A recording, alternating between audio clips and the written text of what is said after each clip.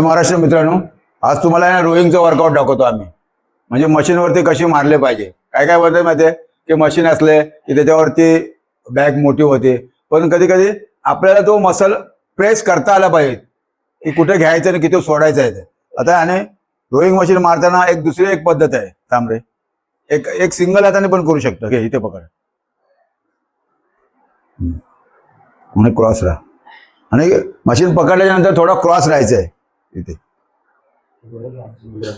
घे, इथे घेतलं ना, घे पाठी इथून घे, प्रेस दे दे, सोड सोड पुढे इथे.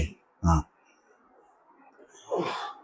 अशी का मारा माहितीये. कधी कधी काही लोकांचं आहे ना, बॅग एक कमी जास्त असते. मग ज्या ठिकाणी कमी आहे ना त्या ठिकाणी तुम्ही रिपिटेशन जास्त मारून त्याला कव्हर करा. म्हणजे दोन्ही पण, जेणेकरून दोन्ही पण सारखे आले पाहिजे, म्हणून तुम्ही ह्याचा वापर जास्त करा दोन्ही साईडने. आता समजा इकडून 10 मारले आणि त्या साईडने तुमचा वीक आहे, तर तिकडे 12 मारायचा प्रयत्न करा आणि त्याने बघ तुमचा तो बरोबर येणार. मग काय बोलत की हो एक कमी जास्त दिसतो आपल्याला ऍड्स, मग ते बरोबर येतील. मग त्यासाठी तुम्ही असं करा. बघा काय फरक वाटतो तो बघा. येणार, तुम्हाला पण येणार, पण लगेच येत नाही. त्याला प्रयत्न करायचा आपण, आणि हार मानू नका. होणार.